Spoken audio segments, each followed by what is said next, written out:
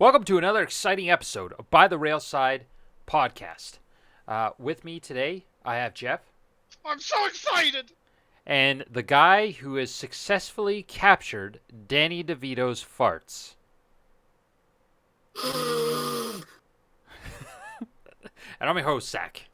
Don't forget to, before we get into it, don't forget to follow us on all them socials and then listen to us on Spotify, YouTube, and then follow us on Twitch as well. Twitch.tv/bytherailside, where you can catch us live most of the time on Fridays. Sometimes we change it, and then we don't post about it anywhere that we've changed it. So yeah, this week we watched and we get to review Captain America and the Winter Soldier. This movie was fantastic. I loved it. I also got halfway through it, and then Jordan came up, and we've decided that Jeff would probably be Team Hydra immediately. It's for sure going to happen. Hail Hydra. Yep, he's doing the hand thing right now. Actually, I wasn't. I was cleaning my keyboard. Up in the air, because you're doing the hand thing. Oh, okay. Yeah. And to tell us a little bit about the movie is Jordan. See another one from Blazer 346, and I'm kind of nervous. Should I do that one or Halo 1K, Jeff? No, Blazer. Yeah, see if he redeems himself. Okay. 2 years after the alien attack on New York, Steve Rogers starts to adjust to the modern world and works as an agent of S.H.I.E.L.D. However, Steve disagrees with the rules of today as he faces a world of threats, complexities, and no segregation. What? What? What? I don't know. When director Nick Fury is killed by a mysterious assassin called the Winter Soldier, Steve is warned not to trust anyone, only to find himself being framed for not sharing information. On the run, Rogers launches an investigation into a deadly conspiracy, which reveals that S.H.I.E.L.D. has been infiltrated by his old arch nemesis, Hydra, who have been hiding in plain sight. With only Black Widow and Falcon as backup, Rogers must once again suit up and defeat Hydra from launching their ultimate weapon before it's too late. All right. Thank you, Blazer. And thank you, Jordan. I'm starting to think Blazer might be a little bit racist. This movie had nothing to do with segregation, and he was just like, gotta throw that one in there. Why Yeah. aren't the black people segregated? No. It had a new character who eventually, spoilers, becomes Captain America. Oh, does he? Yeah. Huh. Is he Um, gonna be able to fly and throw the shield? yes, absolutely. Several times. Hey, let's go. Yeah. He's got a cool suit. I like him. Yeah. He's pretty shit, but I like his suit. Now we're gonna go to our segment where we try and guess what Jeff's gonna rate the movie. If it's higher than a 2, you're wrong! No, I'm kidding. This motherfucker. I'm kidding!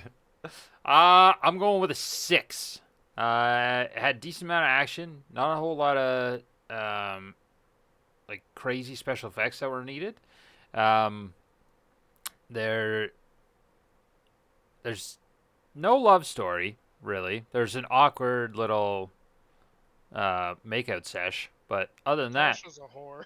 yep, she absolutely is. Awkward? That was tactical. Oh yes, I'm gonna Tactical use that now. Tongue puncher. Steve wants to tongue punch her fart box. Yeah. And we found out he enjoys Falcon suit, so that's a plus. So yeah, I'm thinking a 6. You think, Jordan? I think I'm gonna go with a 7 on this one, just to like Price is Right, yeah. I Six think and a half it is. fucker. They round up. I win. Yeah, I think he enjoyed the movie. Like there was no love story. It was just like basically quick banter between Natasha and Steve.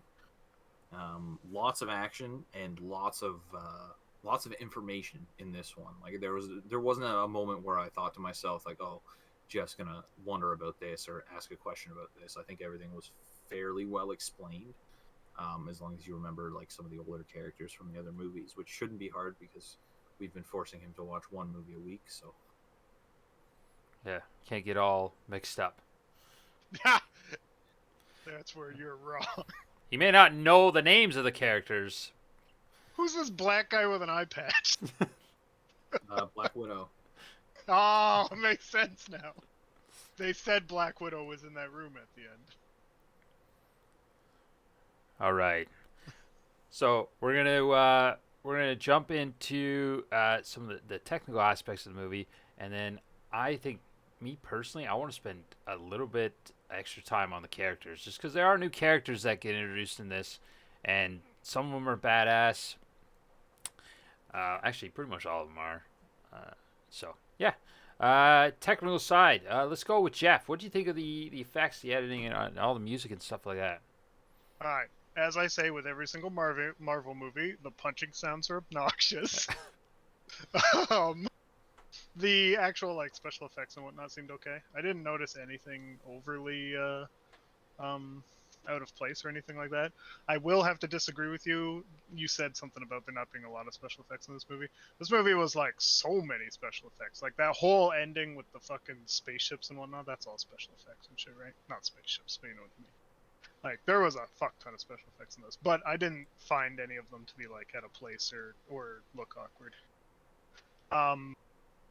One part I did have problem with this movie was this was one of the classic action means shake the camera violently while looking at the action, and I fucking despise that.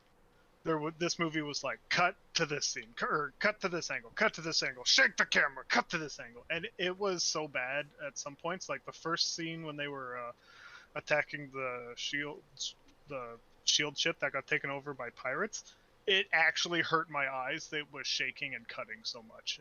It was really bad in this movie. What about you, Did Jordan? you guys notice that at all? I noticed it a little bit. It didn't bug me so much because that was, I guess, my brain is just used to it at this point. Like if it's shaking, that means action is happening. I also kind of view it as just a way to get around them doing Acting. more. Yeah. There was a couple fight scenes I noticed that didn't really do that. Like when they were fighting on the bridge, it was fairly like there was a lot of cuts, yes, but the action itself, it was fairly static. I thought it was fairly well done as well, especially the knife fight between the Winter Soldier and Steve. Yeah. Which there was, hey, go ahead. yeah, there was something I noticed, and I don't know if this was just like due to Natasha's character, but she would like always ends up with her legs wrapped around someone's head at least once in like any movie that she's in. And I don't know if that's just due to her like fighting style or what, but I thought that was funny. There was a couple times she was fighting the Winter Soldier in this one, and she's just like, I'd look away for 1 second, turn back, oh, she's on his head again. Yeah, that's the whole female assassin pose. Is you have to use your legs and basically put them in a sex position. Power Strap thighs. him with your coochie, stab him in the neck. Absolutely power thighs. It's one of their key weapons. To be fair though, if she did that to me, I would just melt. Yeah. Oh god, yeah, just fucking stab me. Do it slow. Yeah, the shaking I don't really notice too much, but that like my genre of movie is mostly like action stuff. I really enjoy action movies, even just like the lazy action movies, some like the Expendables and shit. So it's there, but I don't really click into it. Yeah, it's like me and the music. Yeah. But yeah, the knife fight scene between Captain America and the Winter Soldier, that one's more like pretty impressive because that's actually Sebastian Stan, who plays the Winter Soldier, doing all those knife flips. Like those weren't CGI knife flips; those were actually him doing it, which is really impressive. Yeah, I would say it'd be more impressive if it was like one cut. You know what I mean? But it's like he does one flip, then it cuts, then he does something else, then it cuts, then he does another flip, then it cuts. It's well, obviously it's much harder to get everything right in one cut. I really prefer not cutting to different angles after every single piece of action. You know what I mean? Yeah. Like I bring this up every fucking time, and it's like beating a dead horse. but the beginning of John Wick 2. That whole scene is basically just one fucking cut, and it shows the actual choreography and learning of the fight and all that kind of stuff by the actors, and actually puts them to acting, not just flip the knife, okay, we can cut, you can do something else, move over, flip the knife once. Everything is done properly as an actual choreographed scene, you know what I mean? Yeah, but realistically, we don't know, like, because of these ones, and well, any movie, they always have multiple camera angles of everything. So I don't think it's more on the lines of the action itself is just like stop, go, stop, go. I think it's just them, the editing process of it, getting the different angles. So it could be one consistent motion, but it just looks janky because of the cutting into different camera angles and stuff like that. Yeah, it could be, and there's no real way to know either way, right? Yeah, unless you go to the behind the scenes and then you actually watch the full practicing and choreography. Was there any of that for this movie? Yes, Oh yeah. but you don't. You don't get it in your version. But My version had no subtitles, so I had to go find those. yeah, It's only French. It doesn't matter. yeah, just Batroc. But yeah, that was good. The effects of the actual gunship. That's what I meant. Like more the fighting. When I said that there was hardly any effects, is more like the fighting stuff. It's more the action pack. Whereas if you get like Iron Man and stuff like that, that pretty much the whole thing is CG. Every fight scene or anytime he's in a suit. The gunships looked cool. The concept of it was pretty good. The music. Jeff won't notice it yet, but I should make a note and remember the song that was playing in the apartment that Nick Fury, when Cap found Nick Fury in his apartment. I don't know. Did you recognize the song, Jordan? Not really recognized, but I just assumed it was one of his older ones. Yeah. From before he was all juiced. Yeah. You'll remember it in Endgame. But yeah, I caught on to that because I haven't watched them all in a row, and I've been watching mostly the newer ones that came out. So that song was pretty cool. And the I don't know, the Winter Soldier's such a badass too. That's a great character. One thing I didn't enjoy about the character this time around, like it only gives you a tiny hint in the dialogue, like how he's still alive. You can pretty much guess that it's just like cryo freezing because Steve's, as he said in this movie, is like 95 or 97. Yeah. And Bucky's still alive and he looks the same. Like, nah, something's got to be off with that. But they didn't exactly explain what's going on. Although I think in like 3 movies, a certain amount of movies, it'll actually explain it.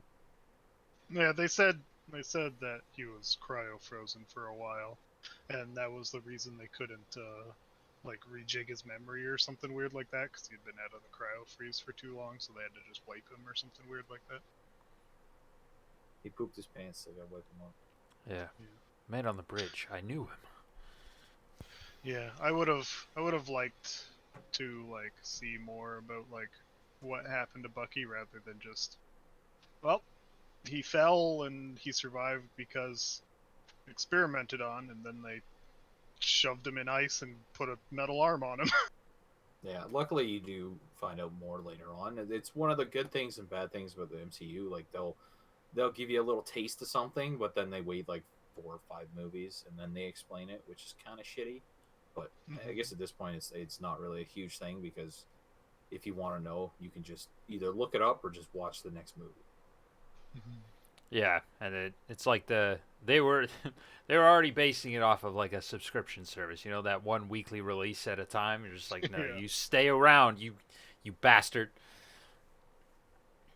But yeah, the Winter Soldier. Yeah, it would have been better if they explained a little bit. But yeah, like Jordan said, they do get into it a little bit more in the movies. I think this was more just to sort of bring him back and then help the Captain America arc along, which his arc going from like basically he goes from soldier to I guess in Infinity War where he's technically called Nomad. That's the character that he's sort of portraying is the Nomad character where it's not a mercenary but just like him developing his like there needs to be a right like regardless of what people are saying like if something's not right then he's against it which is what he's slowly he's developing more into in this movie but you notice it back in Avengers he was starting to question what was going on in the gunship and stuff like that and so I like his character arc throughout the MCU. Yeah, I liked how they played into the uncertainty of it and him not knowing if he should continue working with Shield and all that kind of stuff. I mean, Shield would never let him go even if he decided not to, right? But how he was like actually questioning it. It was a little. I mean, situationally, he didn't have much choice after spoilers. Nick got shot, but it was a little like, oh, question, then suddenly like, okay, we gotta do this all of a sudden. But I mean, like I said, situationally, he didn't really have much choice.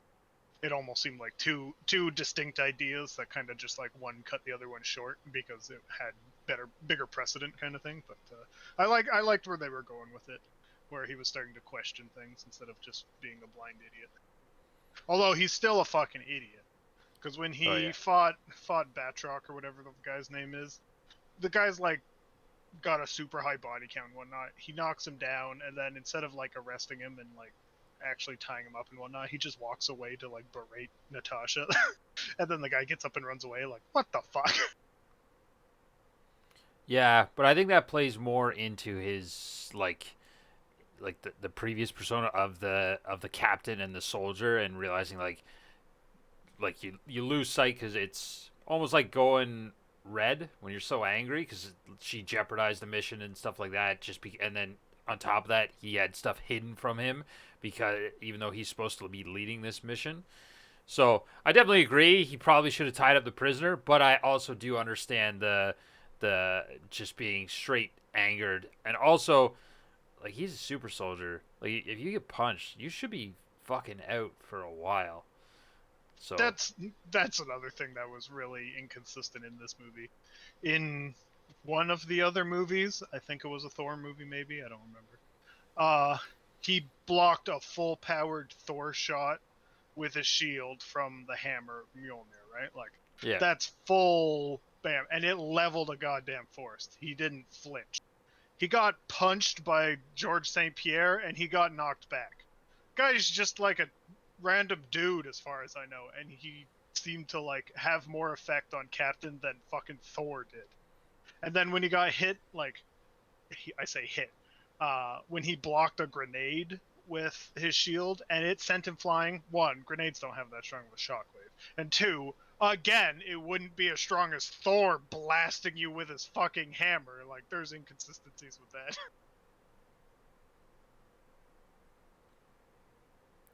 yeah I think that was more I think just to show the power of or I think to develop that key trio of the Avengers. But yeah, there is inconsistencies when it comes to that shield. Also, like why not just put the shield on top of the grenade? Yeah, But well, if it just absorbs force, yeah. Well, no, he's gonna blow off his straps. He can't hold it now. yeah, It's only a frisbee or a plate. Whatever happened to the fucking pirate anyways? They're just like, he runs away, then he gets captured off screen by Shield, possibly. They show he's captured, and then that's it. Like, yeah. the antagonist, obviously that wasn't the like inciting incident, he wasn't the main antagonist or anything. They're just like, this is the bad guy, he's got a super high body count, we captured him off screen, then you never hear about him again. It's like, wow, that was anticlimactic. Yeah, it's just meant as like a D class He was a villain. sacrificial lamb, right? Because he was hired by one of the other Shield people to attack other Shield people. Was that was Nick that hired him to attack that so that he could get the fucking Hydra stuff? Yeah. Yeah, that's what I thought. It was a little. They were like going back and forth as to who was doing it. I'm like, I'm pretty sure that was Nick, but I never actually like stopped to think about it really. Yeah, and Batroc comes back in for a little bit in Falcon and the Winter Soldier, so the TV Oh, show yeah. on Disney Plus. Oh, and the Winter Soldier comes back and teams up with him, does he? Yeah. Because he just kind of walks away. Does that other fucking guy come back at some point? At the end, the Hydra guy that was fighting with Falcon, and then he got like hit by the crashing airship and got all burnt to hell, and then it showed him, like scene of him all burnt to hell at the hospital. I assume he comes back at some point. Oh yes, he. I think Captain America: Civil War Hmm. is when he comes back. Yeah, I've never seen that movie, so I wouldn't know that. No, I thought he comes back in. Oh no, it is Civil War. Never mind. Yeah. Yeah, as he transforms into the villain as of Crossbones, I think is what it's called. Again, just another D-class villain thing. Yeah. But yeah, they're. What was I gonna say? Yeah, the Batroc is cool. He's just more just like a master of martial arts type deal. So it was. I like that they made it so that he was fighting a guy and the guy called him out on just only using his shield, which was kind of cool. Just to see like the more hand-to-hand combat of Captain America, other than his like ability to calculate angles insanely quick. For reasons. Yeah. But the other villain that they brought back was fuck. I always fuck up his name. Arlem Zoloff. That's what it is. Yeah, the fucking non-German guy. Yeah, he's Swiss. Yeah. But is he dead now because they like bombed him?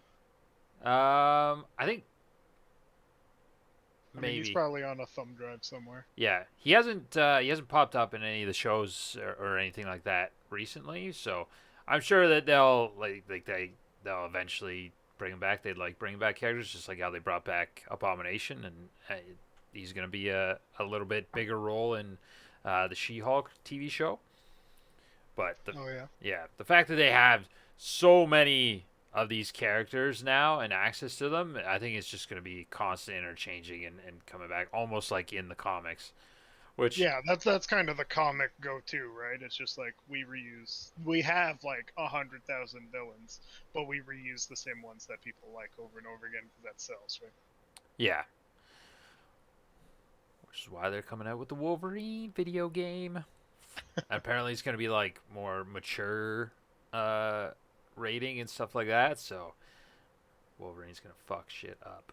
I mean, you can get away with a lot more in video games for a teen rating than you can for a TV show, right? Yeah. What do you think of Captain America in this one, Jordan?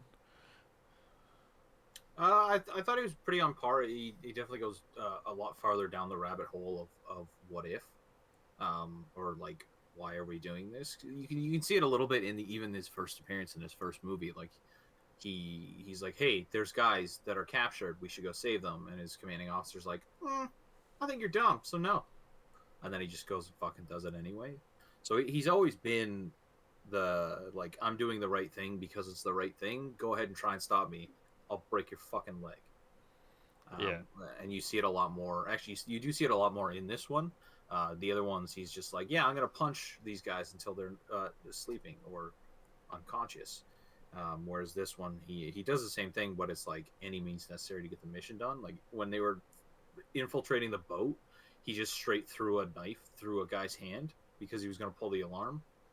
That's not some Captain America shit. Yeah. Well, that's modern America, Captain America. Or when he fucking murked that guy with a boot kick into the side of the boat.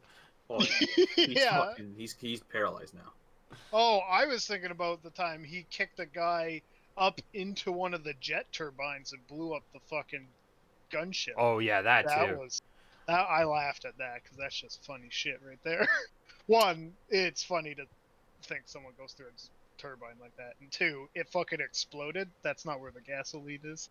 There's no reason for it to explode. He might have had grenades on him, and you pull the pin by accident, I mean, that's pretty typical of movies too. Grenades don't make big fucking fireballs like that. Yeah. Do you see or you notice when it was almost like a little throwback, and I think that's how Pierce, was that his name, Pierce? That was the big bad guy. Yeah, how he sort of tried to win Captain America's trust. Like I'm sure it definitely did happen in the comics, but when he brought up Bogota and how it was him and Nick Fury, and there was people there, and they were like, "Oh, diplomacy," and then they ended up breaking in, and it was Nick Fury just went against orders, went in, got all the people out. Um, Almost just like how Captain America did the same thing with his unit in the first one. A little bit of a throwback there. And also throwback to the Avengers when they said the new aircrafts or spacecrafts or whatever had repulsor jets in them because Stark got fucking banged up quite a bit fixing the old helicarrier. Oh, that's what. Yeah, okay. When he said after Stark got a closer look at them or something like that, I initially just thought, okay, they just took it to Stark and be like, yo, these are outdated. But yeah, that makes more sense because Stark actually got a closer look with his face. Yeah, he almost got eated. Yeah. Yeah, okay, I got that. That reference went over my head. Jeff, for most part of the movie, he's doing that. He's like the Captain America in the Avengers. I understood that reference. Yeah. Hey, he said Stephen Strange at one point. I know who that is, even though we haven't watched that movie yet. Yes. I got that one. Yeah. Oh my god. Yeah, that was a neat little thing when they're bringing in, almost like teasing that they're gonna do things. I don't think they had announced a Doctor Strange movie when this one came out. They might have, but the fact that they said Stephen Strange and he definitely wasn't the Sorcerer Supreme at this point yet, because his movie's like way down the line. But yeah, it was there. Bruce Banner. When you actually go into and they're targeting, like they load all their targets, you can actually see on one of them it is Tony Stark in Avengers Tower is one of the targets for the big thing. So One of them was also fucking the president. yeah, Also, another one was some guy at his daughter's baseball game. hell yeah, fuck that guy. He went on to catch the winning pitch and then gave it to his daughter, and then she became famous, and he stole all her money, and then Hail Hydra. that prevented Hydra from getting that money.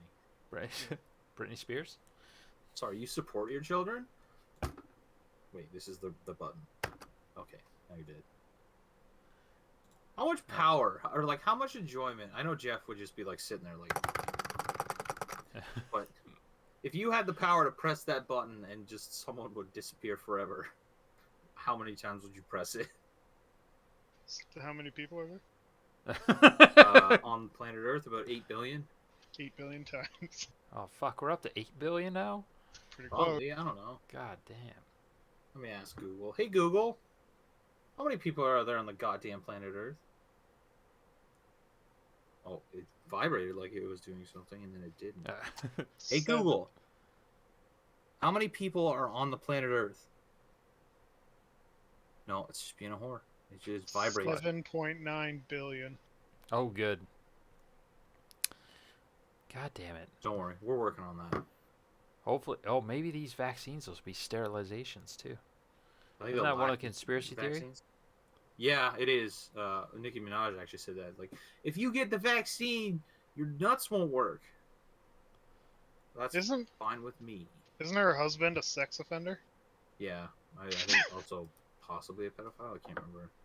Yeah, he's supposed to be on the registry but refuses to sign up. I don't know why you have to sign Right. up for a sex offender Yeah, that should not be a fucking like that's mandatory. It's not like you have to go and sign up for the registry. It's hey, your name is on a registry. Yeah, exactly. You know who probably hates sex offenders? The Falcon, which is a new character that was introduced in this movie, and he is No wings. yeah, his whole concept is actually pretty badass, and the actor Anthony Mackie brings like just such an energy to the character. His back and forths with when you get later on and he's in the movies, and especially in the Falcon and the Winter Soldier, his back and forth and his just presence as the character is amazing. On your left. Yeah, on your left. Yeah. Now, as a hero, compared to Captain America, kind of ass, but the fact that he has he doesn't have the super soldier serum or anything like that, but later on he can go toe to toe with some of these heavy hitters is pretty impressive. I mean, he's basically just dollar store Iron Man, right? Flies around and shoots stuff at people, and that's about it. Yeah, although he didn't come up with his suit, like I forgot, it was Yeah. a military issue. That's why he's dollar store. Every part of him sucks compared to Tony Stark. Yeah, but his it was cool.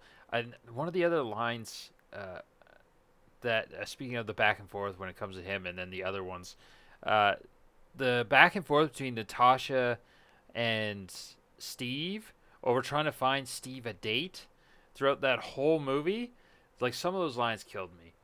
I actually wrote one down. And it was, if you asked her out, she'd probably say yes. That's why I don't ask. Yeah. Just straight up, hell no. I mean, it was more because he's like half-ass PTSD and unsure of his own life. But that'd be a great way to just tell your fucking friend that you have no interest in their friend. Yeah. The one I noted was when they were on the roof after they kicked Sitwell off the building and we're waiting for Falcon to bring it up, and she's just like, what about Katrina in accounting? And he's like, oh, like lip piercing? Yeah, no, I'm not ready for that. Natasha's like, yeah, she's cute. Oh, it was good. Lip piercings? That's a horror move. Yeah, Natasha.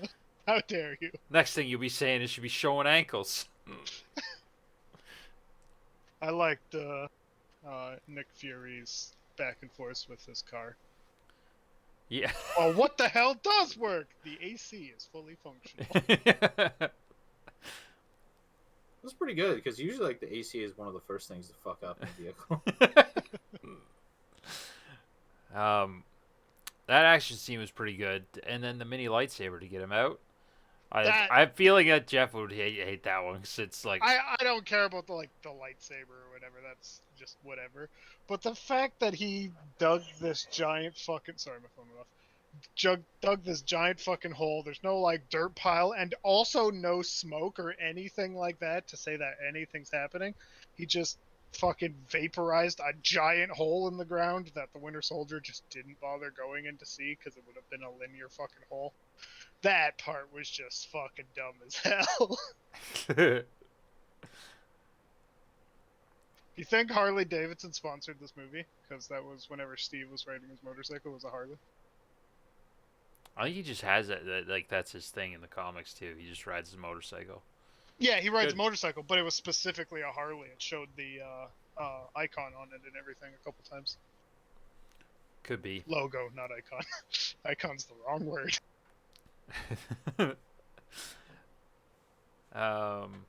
Heard of the the guy in the when they're in the Apple store and they're just I don't know what goes on in Apple stores, but generally speaking, I was under the impression that you're there to buy stuff, not just surf the web. And Apple employees are paid fucking commission, so they would kick your ass out if you're just surfing on their fucking Macs. Yeah, although it's just us married. Where are you guys thinking about going? New Jersey? Oh. It's a very romantic place. You go to Staten Island. Isn't that the worst part of that place? Yeah. No, New Jersey's the worst part about New Jersey. I think Staten Island is the New Jersey of New Jersey. It's New Jersey squared, is it? Yeah. Basically, whenever someone brings it up, everyone just changes the conversation. We're gonna change the topic. We're not talking about Staten Island. Oh, you're from there? Great. Have you guys had this new shawarma? I don't know what it is, but I could really go for it. It's meat on a stick, and you spin No, it. I was referencing Tony. Jeff made an MCU reference. Gotcha. Hey, everyone, clap! Yay! Checkmate. There is a god. I don't know if it's just There's something about Scarlett Johansson that when she's has like speaking roles, it just bothers me. I Yeah, don't know. her face stays way too static. Yeah, it's just like deadpan all the time, which makes sense for the character, I guess, because she's supposed to be this spy that doesn't open up to anyone.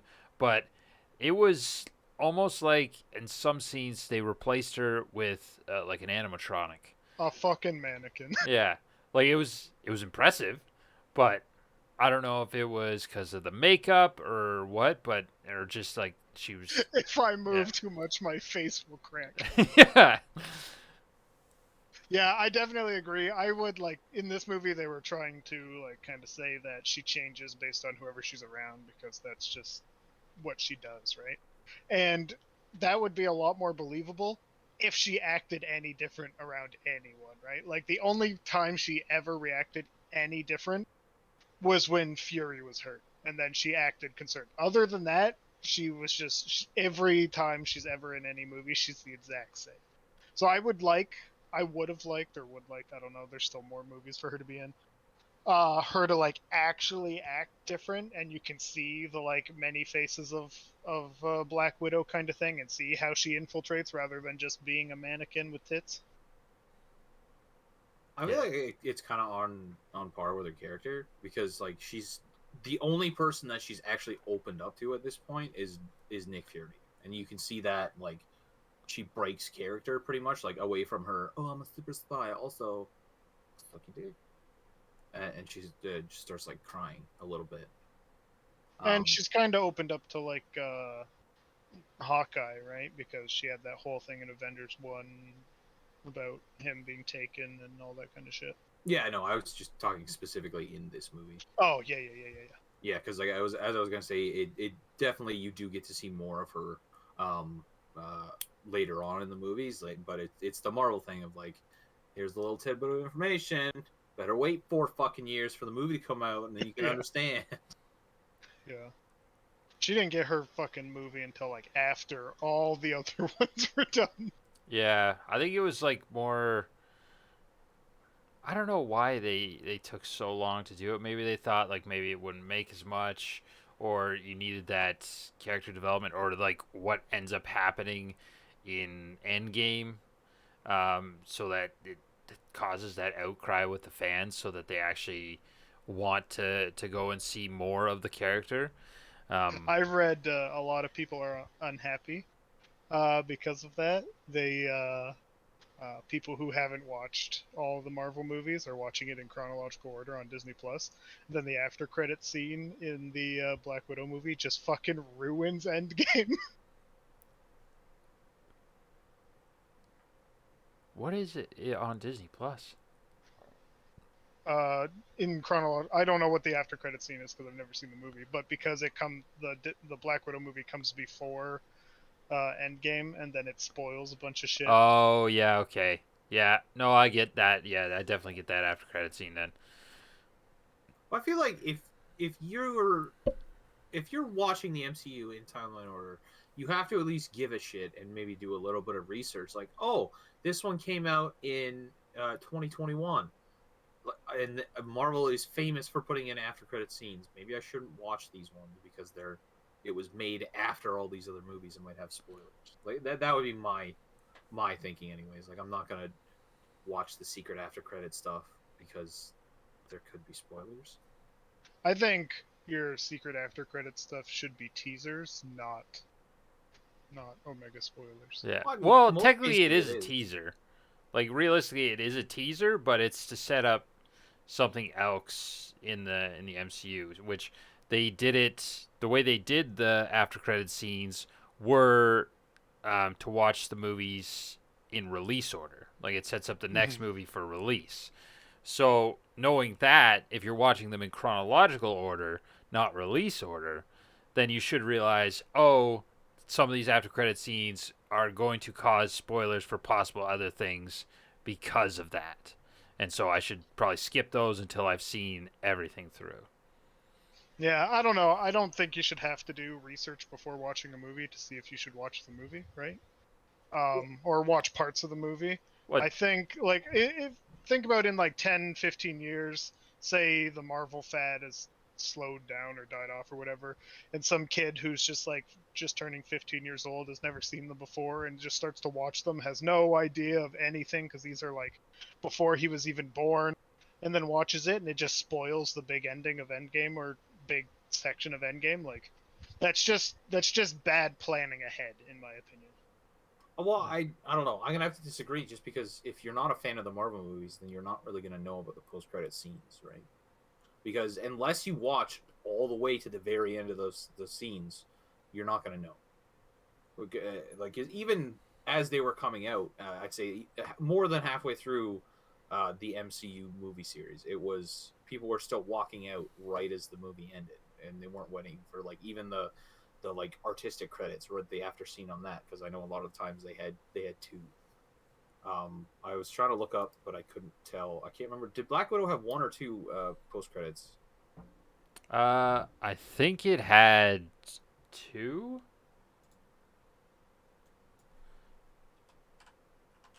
Because I feel like I can't verify this because I'm just thinking of it offhand now, but it seems like the first post credit scene in most Marvel stuff is like, most of the time it'll be like a funny quip or something that happened or that it relates to the movie, and then the next one will be the possible spoilers or like linking for the next movie. Yeah, Yeah. I just looked up Black Widow's got one apparently. But yeah, that's just going to be a disagreement, right? Like, Yeah. I don't think like I think you should future proof, not future proof, but like plan ahead when you do that kind of stuff. If you want your fucking franchise to like last the test of time, you shouldn't put in risks where it can be ruined by that kind of stuff, right? Like if someone wants to go out of their way to look up stuff online, uh, and spoil the movies for themselves, that's on them. But you shouldn't, in my opinion, put blatant spoilers in your movie. Then in your own app, put them in chronological order where that spoiler could really fuck you up, right? Yeah, but also it's not part of the movie. It's just an extra scene after Mhm. the credits. So realistically, once the credits hit, most people shut the movie off anyways, unless Yeah, they and know that's right now, right? If Marvel ends up influencing people in the next 10, 15 years, everyone starts doing it because everyone wants to franchise and spoil and not spoil, but hook people with that kind of stuff. Who knows what'll happen, right? Yeah. But then if you do know that, then it's again it feeds into you would know not to go into the after credit scenes because you know Marvel's famous for it. So and they put extras in there. So, but yeah, it'll just be end up being a disagreement because Mm-hmm. it's if you're doing it, you should know. Don't go in the scenes. But Yeah, I don't know. I feel like at this point in especially when it comes to the MCU, um, if you know about the post credit scenes, then just don't watch them. Like even in this for Black Widow, I was just reading, just reminding myself what they were. So the first post credit scene after like the artistic credits was her with Rick Mason, which I guess is the guy that gives her the Quinjet, which she uses to like see or go like save the people at the prison. Spoilers alert.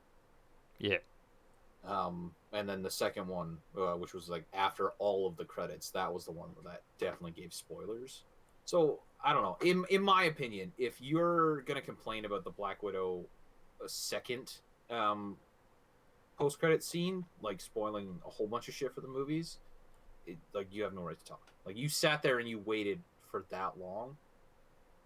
You should know, like at this point, like after credit scenes are always like a little bit of a spoiler when it comes to the MCU at least. Is there other ones that are like a spoiler for something that happened in a movie after this one, or was it just because Black Widow was like a prequel almost? Not a prequel, but you know what I mean, a jump backwards. yeah, nothing else in the post credits. Yeah, nothing that comes to mind. Yeah, so you wouldn't really know better since it's never happened before, right? Yeah, but also the Black Widow was supposed to come out like a year after Endgame, but it again everything else, like the more important things that lead into next movies or in next things, always happen at the very end of the credits. The beginning parts are sort of just like little extras for the movie itself, and then the very end of the credits, if you're sitting around watching the full credits to get to that scene, it's usually a spoiler for something else, like for the next one.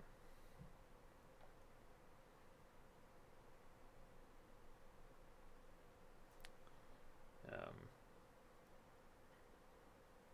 what else is there? Oh, the writing in this one though, back to Captain America: and the Winter Soldier. The writing in this one I found was fairly good, and the pacing seemed pretty good too. Like there was definitely, it had its ups and downs, but I didn't find any issues um, with the with like any lack of action. It was always sort of just stuff leading to something else, and then a climactic part, and then cut down again. Yeah, probably the slowest part of the movie was at the beginning when he was doing his like kind of soul searching stuff and went through his own museum and whatnot. But again, that was just to like kind of bring to light his uncertainty. So I didn't have a problem with it whatsoever. I thought it was well done. It gave you a lot more information, and maybe it was a little bit of a reminder if you hadn't watched Captain America in a while. So it gave you like a basically just a 10-minute synopsis of what happened, and maybe why he's so sad boy right now because he lost his best friend like 80 years ago. Yeah, which was good to see. Although I did like when I think it was in this movie, yeah, when he yoinks his old costume, and then Stan Lee's cameo. It's just like, oh no, I'm so fired. That guy's had a lot of jobs. Oh yeah, I think he's got. I think You he's should like, really give that guy a name. He's in like every movie. His name's Yeah. Stanley. yeah. I think he has like the record of like most cameos. Yeah, I Um, mean, it's not a lot of directors and whatnot, or people who have as many movies as that guy.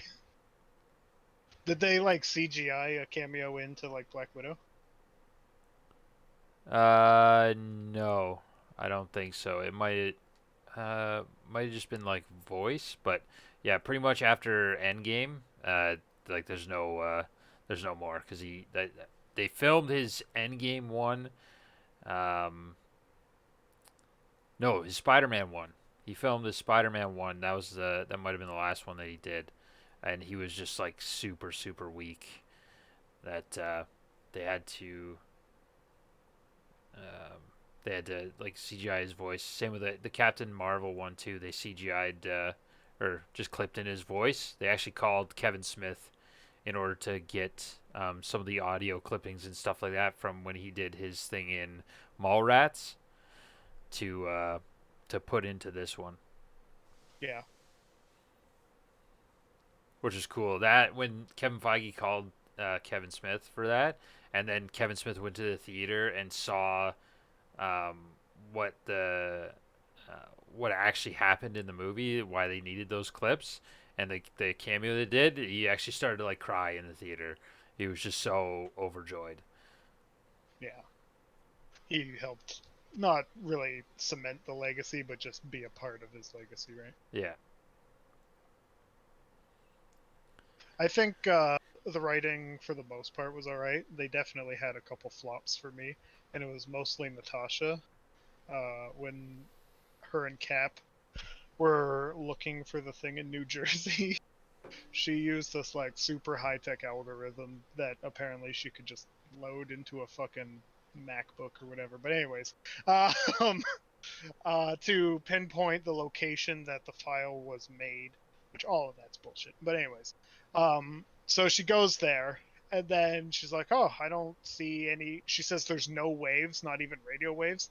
Bitch, there's radio waves fucking everywhere. How the hell does your thing not pick up any radio waves? What the hell are you talking about? But also, and then she's like, "There's nothing here." They must have. I forget what she said, but it was something to the effect of like spoofed it with a router or something like that. And I'm just like, that's what the fuck are you talking about? That's not how any of that works. They just like wanted to make her seem techie and informed, but she just sounded like an idiot. Yeah. Yeah, her. I don't know. The writing for her character always ends up brutal, but in the Black Widow movie, it's not too bad. I actually enjoyed that one pretty good, but yeah, her in this it was just too rough. She kind of opens up in when they're in Sam's apartment a bit, but that um, that's pretty much it. But yeah, for the most part, the writing was all pretty good. Especially I don't know what it is. It's between the writing and the actual acting of it.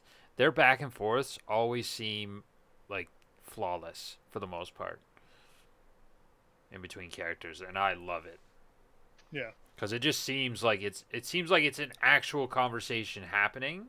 Like this is actually happening before your eyes, not just on a screen, but like you could witness someone doing these conversations just in the street.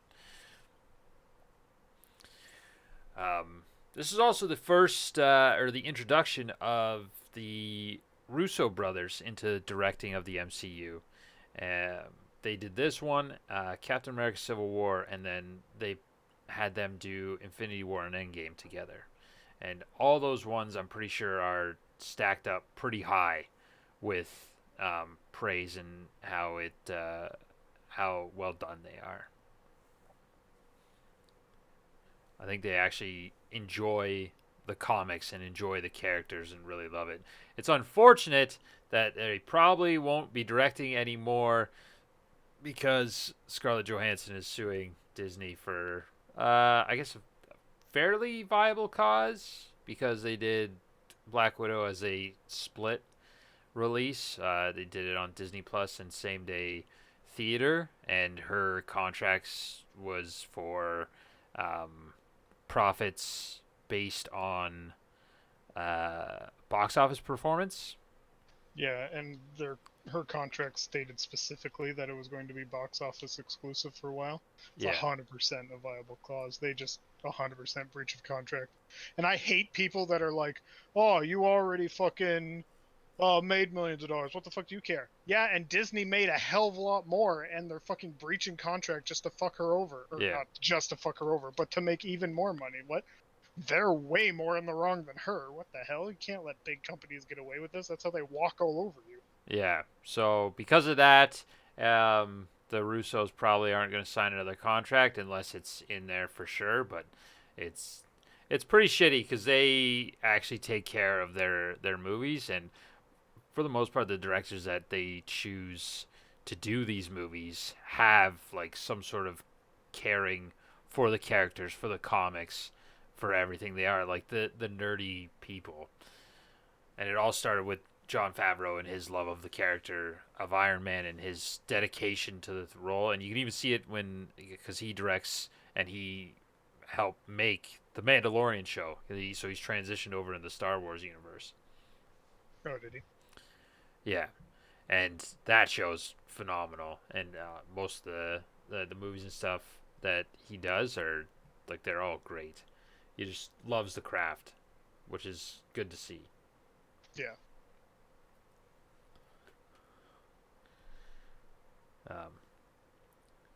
But yeah, other than that, there's not many other characters that really get introduced. The Winter Soldier character, he it almost you get to see a little bit that he ends up being that what's it called, the back and forth in his head, like he's flipping floor. There's so much psychologically wrong with the character, and that develops more in the further movies. I think the next time we see him is Civil War, and there's a big thing he did, big bad thing he did in Civil War. So it'll be good to see that. He's a bad guy again in Civil War. Not technically. He's more Oh yeah, like Civil War. They're like fighting Yeah. amongst each other for some reason. I don't know. I've never seen it. yeah, you'll understand. Civil War, Yeah. slave rights, racism. True. True. And that's coming up in I think like 6 movies. 6 movies. Oh, I thought we were done. No. The last one is Endgame. Is that the last No. one? No, the last one is Spider-Man Spider-Man Homecoming. Homecoming or something. No, it's the end. End game. End of the game. No. in the Infinity Saga. It's weird. Like, I don't know anything about the Spider-Man series in general, but it's weird that the Infinity Saga ends after they kill Thanos. But again, I've never seen the movie, so something relevant could happen, but I don't I know. mean, they don't kill Thanos until Endgame. Yeah, and then Homecoming's after that one, right? Yeah. Sort of more just like a development for the character of Peter Parker. Mm-hmm. More arcs, more character arcs. I love character arcs if they're done well. There are certain arc characters that just are fucked. But yeah, yeah, pretty much that's all I got for character stuff. Just because they brought a lot of new characters, and the characters they did bring in are going to help continue on the MCU, which I'm pretty stoked for. Yeah, because like most of the old guard's leaving, right? Or Yeah, has left. Either died or just doesn't want to do it anymore. yeah. I think the only one that's like still wants to do it is Chris Hemsworth with Thor. Which, Yeah. oh, and obviously the for the originals, anyways, and I think Mark Ruffalo, he wants to keep doing Oh yeah. the Hulk stuff. He is signed on to appear in the She-Hulk TV series, since She-Hulk is technically his cousin in the comics, so Hmm. he will be there, and so we can He see was him again. mentioned twice in this movie. Yeah, he's a badass. Made a serum to reduce his heart rate to 1 per minute. Yeah, didn't work. Or it might have worked, just not how he wanted it to. I feel like the Hulk was just like, "Oh shit, we're dying. Time to take over." Yeah. It's the opposite of what I wanted to happen. I feel like it should just be in your pants. So like as soon as your pants start tearing, oh, you're getting an injection and lowers your heart rate, calms you down. And you're like, oh, now my clothes are ripped and I'm not as mad. Yeah. But now I'm mad that my clothes are ripped, and here we go again. It's just a never-ending cycle. I gotta get my fucking shorts on quick before I change. Yeah. But doesn't, like, this is a spoiler for Endgame, I think. But doesn't he become, like, fucking Professor Hulk at some point? Yeah. God, I hate that. Does that happen on camera, or is that just, like... No, they sort of explain it a little bit, and there's a deleted scene for Infinity War that does it more justice. That got I don't know if it got released or people just started focusing on it more now, but it's sort of just happens, which kind of sucks, but Yeah, when that comes around, I'm definitely going to be bitching about that. Major character development should not happen off screen. yeah. Shall I go into my little random plot hole rants that you guys can yell at me about? Might as well. I'm ready Alright. to yell. Alright, cool. At the beginning, when they said the pirates had taken over the ship, they specifically said there was 25 pirates, and if you count the pirates that they fight and kill, there was closer to 35. Unlucky. Some of those were just disgruntled workers. They're like, "These guys aren't paying me enough. Too many secrets. I'm a pirate now." Yeah. Changing sides. Yeah. Fuck this shit. It's like One those two time, guys. let me pop a cap in one of these bitches. Yeah. So two guys on in Pirates of the Caribbean when they swap sides, just like that. 100%. It's like, oh, people are boarding us. I'm just gonna take my gun, start shooting my coworkers. When he went home, Captain went home when Nick Fury was in his apartment. He's just like walking up the stairs, everything's fine. He doesn't have his shield, and then he hears that his radio's on. He didn't leave it on, so he sneaks in through the window. Suddenly has his shield. Where did that come from? Oh, he picked it up on the by the wall. Was it in his apartment already? Yeah. But didn't he have it outside of his apartment, like in the scene prior to that? I don't think so. Oh, I definitely missed him picking up off the wall. That's my bad. I'd have to go back and see if he had it outside beforehand or not. So We'll scratch that one off to me not paying attention. They use the classic movie thing of patients flatlining. We need to shock them with paddles. That's not how that works at all. That'll just kill the man. That doesn't. No. What? I thought that it shocks his heart back into rhythm. No, that's a movie myth. If you're flatlining, you do CPR. You don't shock. You shock for arrhythmia.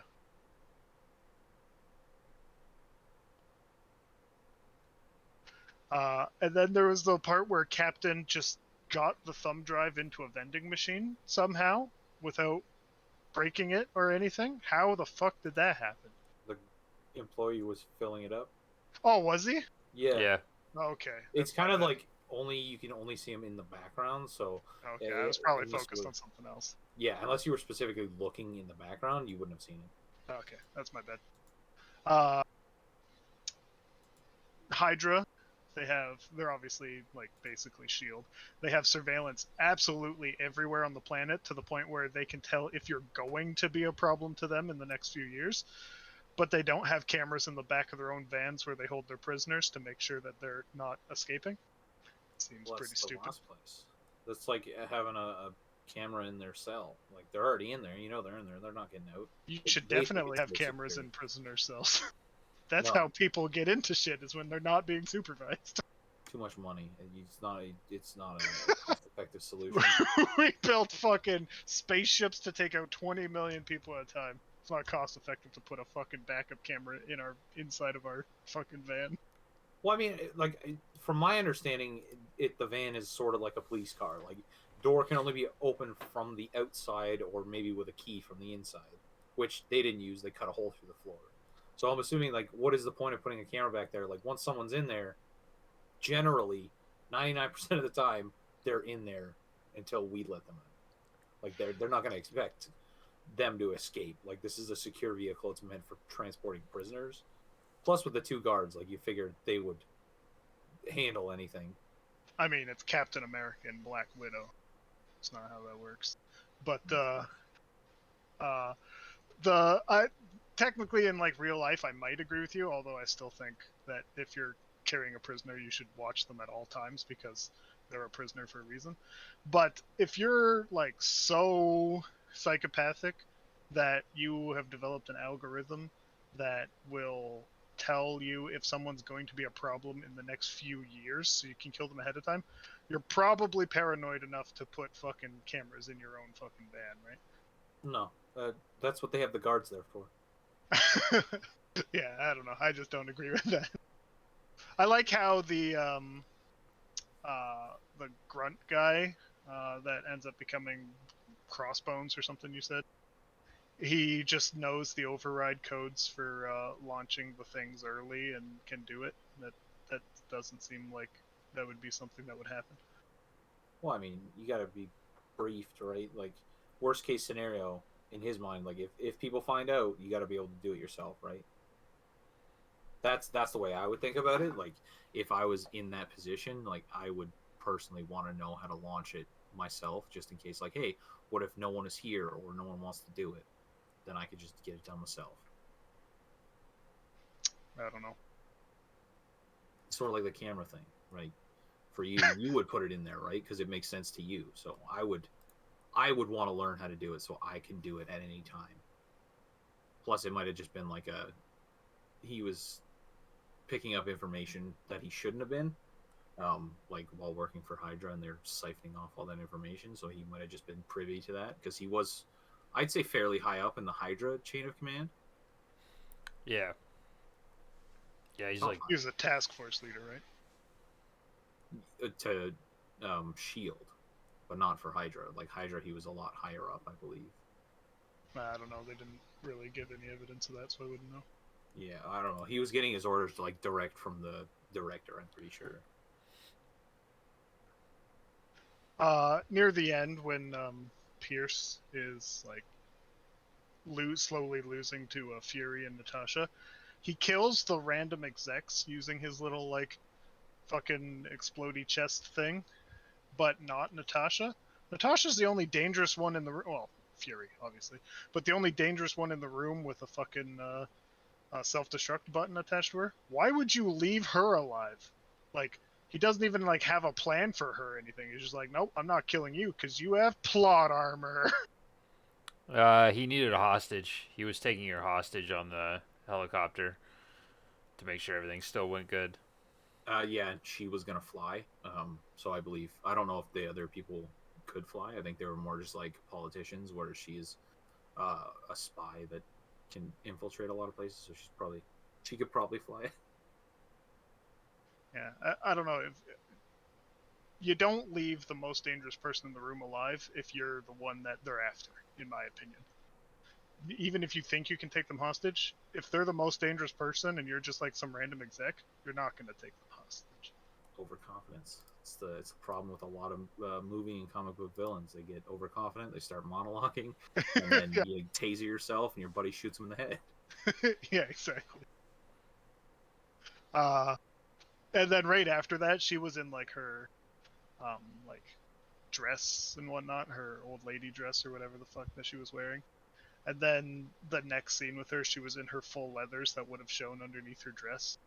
And she just went from one room to the helicopter and suddenly was in full leathers again. That was interesting. Yeah. Well, she did have the face changer, and then when you see her when she's holding the gun, you can actually see the same kind of fabric or whatever on her hands.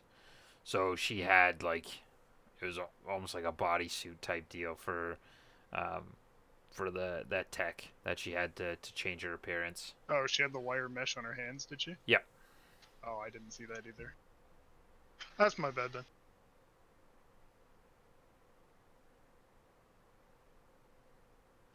Yeah, that's pretty much most of what I have.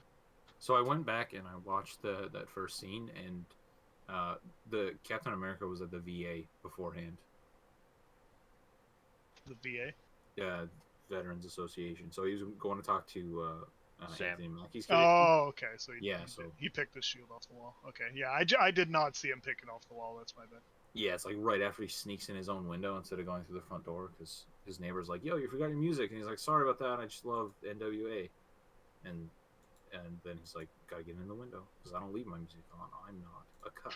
Oh, one other part that I definitely saw was at an hour 46:29. I wrote this one down because it was so like abrupt to me. Did you guys notice a sudden edited in voice change? You'd have to describe the scene. Pierce was talking to Fury, and he was talking about basically he was telling Fury his plan and all this kind of bullshit. And the exact voice change was something to the effect of there's if you could save something about if you could save 7 billion people by killing 20 million, wouldn't you? Or 7 billion. Yeah, there was like a clearly edited in voice line there. It was a completely different, like, not pitch but volume level and almost microphone quality and everything. Was that in your guys too? Not that I know, or not that I can remember.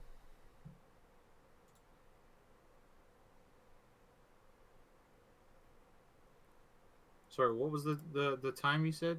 1 hour 46 minutes 29 seconds ish.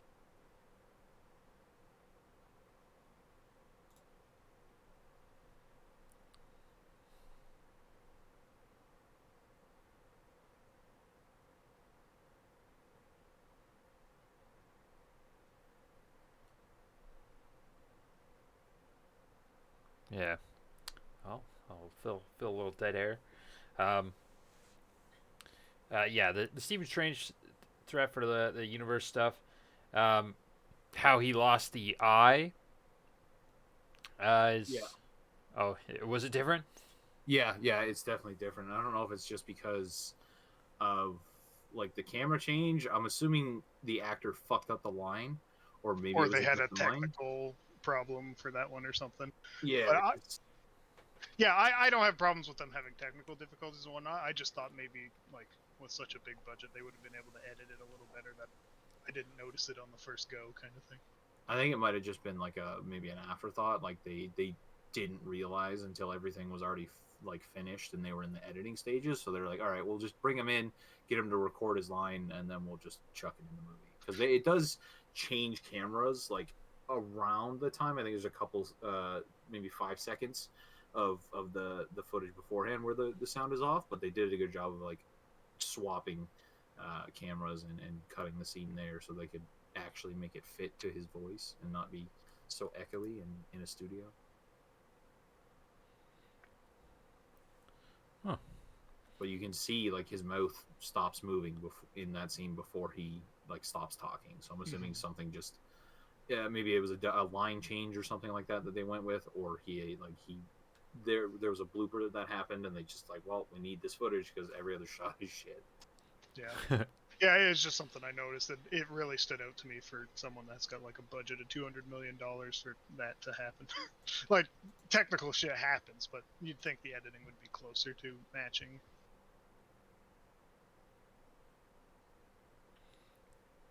Yeah. The doctor, actually, the one that worked on Nick that first shocked him, as well as the one who was holding Black Widow's armhole shut, that was actually one of the directors. That was Anthony Russo. Oh, yeah? Which is kind of cool. I kind of like how it's like seeing directors just sort of insert themselves into movies, like little tiny cameos by them. Although, I don't think anything beats Taika's insertion in Thor Ragnarok. That character is a fan favorite for sure. I got no idea. Never seen it. Oh, you will. You fucking will. Soon, TM. No. Soonish, TM. Like 8 weeks. Soon, Blizzard soon, TM. We don't talk about that. Yeah. Fucking rapists. They're as bad as penguins. Worse. All right. Anyone else have any wrap-up statements for this this review before we get to some ratings? I don't think so.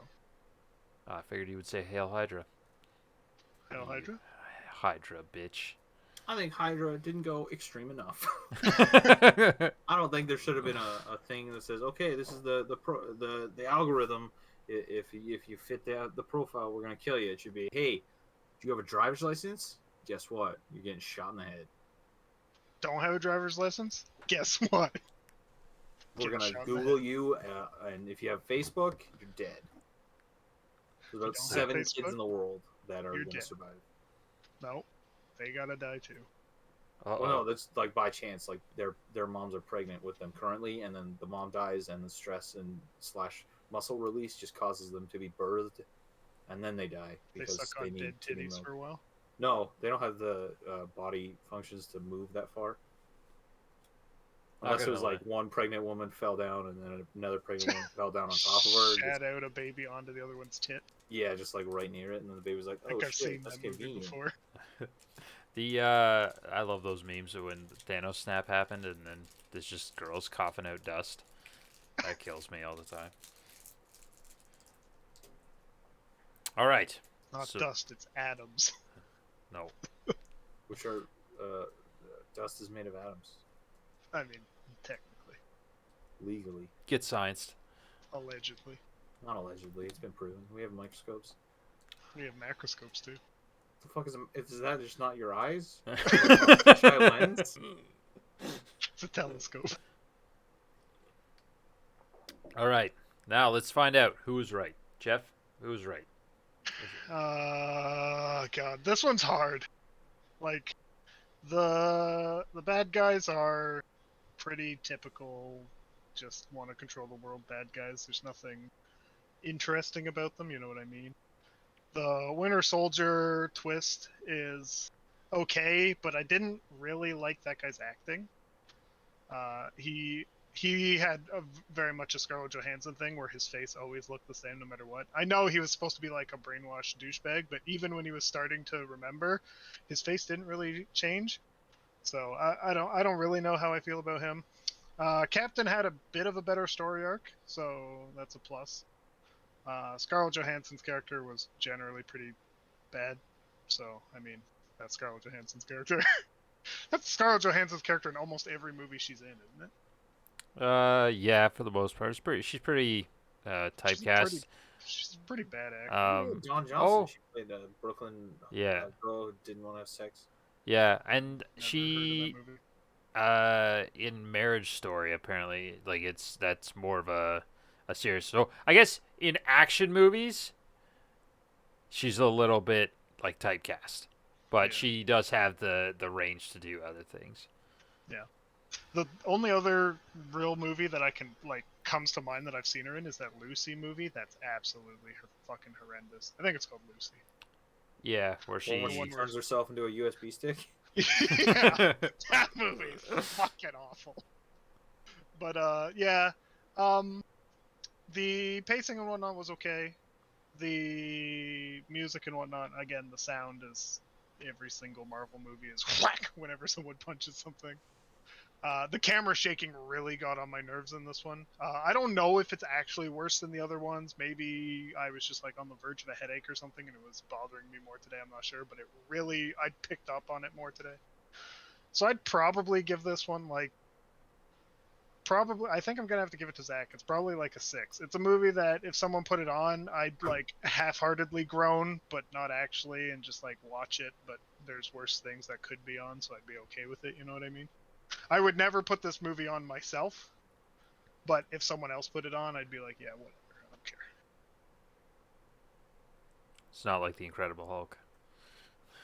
I'm walking out. No, the Incredible Hulk, I gave like a 4.5, but also with the caveat that I would probably still watch it, even if someone else put it on. It just had really shitty characters. That fucking chick, oh my god. Whatever happened to her? Like, Bruce Banner, I know he hasn't had his own movie since then, but she's never mentioned again in any of the fucking movies with the Hulk in it, is she? Then he just swaps over and starts, like, dry humping Scarlett Johansson for a while? Yeah, which realistically everyone would. And I mean, those two comparatively.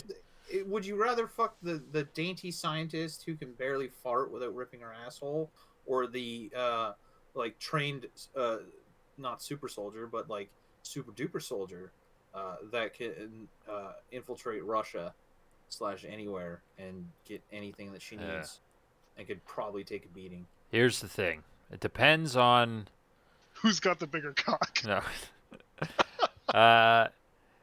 Possibly the dainty one, but it's like She's not them allowed to speak. them ever. thighs that like if you're between them thighs, you could pop like a watermelon. I'd be okay with that. That's a preferable way to go. Yeah. Whereas like you try and get fucking what's her name, Betty, Yeah. scientist Liv Betty, Tyler. to wrap her thighs around your head, she'd probably get one leg up there and queef in your mouth and then cry because it's so unladylike. Yeah. Or she You should probably go do some experiments about it. she could like break her legs just like that fucking frog Jeff keeps talking about. I'm gonna break the leg. I'll do it. Start stabbing you. If she ever opened her mouth, I'd just lose all Yeah. will to fuck, because that voice is obnoxious. Okay, but what if she doesn't speak when she opens her mouth? Like, what if she just like takes a bite of a Just- chicken? If I'd heard Fucking her Helen before, Keller. it would still just like fucking ruin me. I mean, there's a lot of times you open your mouth and you don't make a sound, right? I'm doing it Sometimes right. people I are just mouth did it. breathers. Yep. Sometimes you gotta take a bite of something. Sometimes you're No, yawning. you just fucking feed it through your teeth like a grater. You still need to open your mouth to get. No, your you teeth open to your speak. lips, not your mouth. That's different. Lips are a part of your mouth. So are your teeth. Yeah, but you need to get past the lips to get to the teeth. Yeah. Allegedly. Not allegedly. Do you have lips? Close your lips right now. Close your lips. Try and touch Hello? your fucking teeth. Try and touch my teeth? Close I'm your lips. touching Try them and with touch my your tongue. teeth with your God, hand. no, that's Something not what from you the said. outside. That's not Something what from you the said. outside. Checkmate.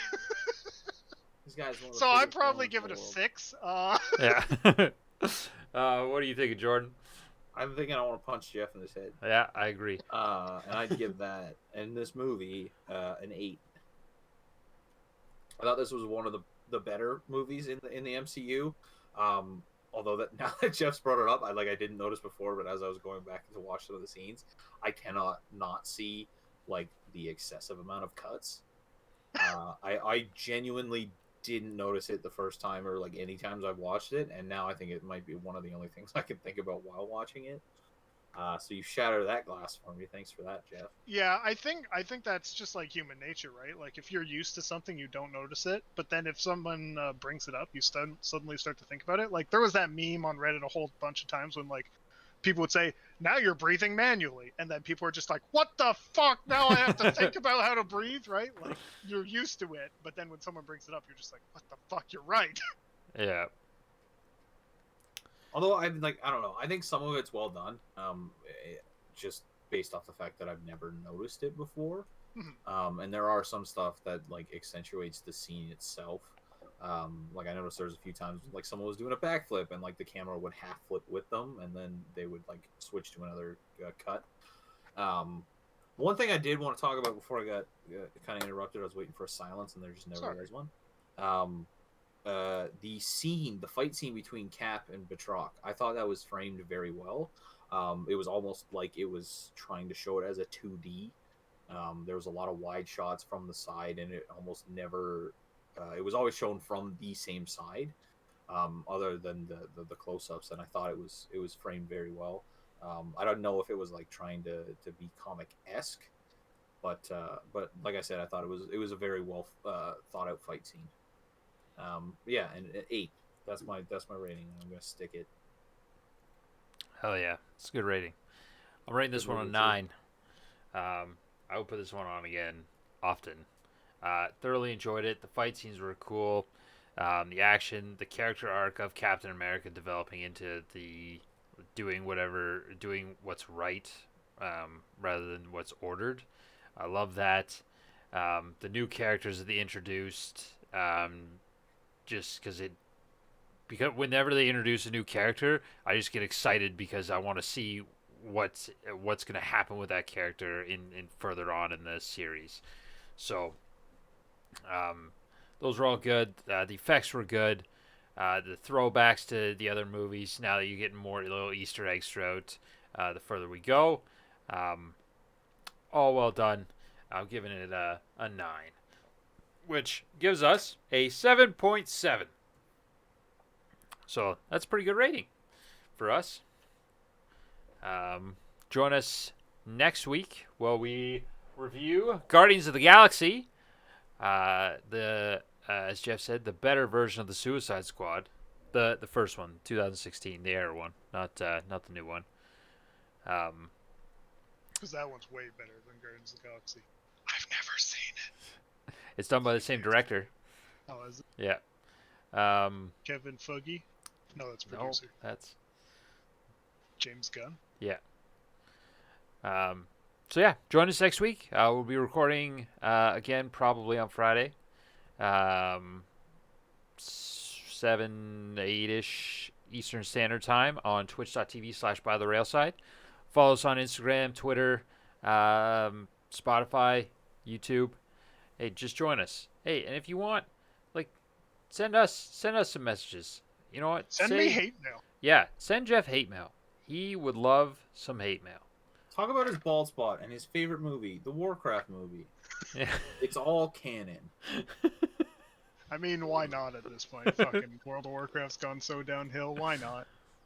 And they removed the best scene from the movie. I don't know why. Fucking, there was a scene where Grommash Hellscream come up and was talking about how much power he has now that he drank the demon blood, and he's like flexing and his muscles are huge and whatnot. And Duratan, who hasn't drank the demon blood, so he's still a regular colored orc, they look at him and he's flexing and whatnot. He's like, "Yeah, but you're green." And then all the brown orcs start laughing. That was the best scene in the whole movie, and they fucking cut it. Racism. I don't endorse them. So. But yeah, join us next week. Other than that, you guys take care of yourselves. Go get vaccinated. And if you're in Canada, don't forget to vote on September 20th, because this podcast will be out just for it. and I know you will definitely listen to it all the way through to get to this message. 100%. If you don't, why are you still here? Yeah. Why do you just have it on in the background without listening to us? That's fucking what? weird. Why do you? Here's a little treat. We'll close it out with a little treat from me to the people that made it this far. Okay. Little kiss. Oh. Cut it off!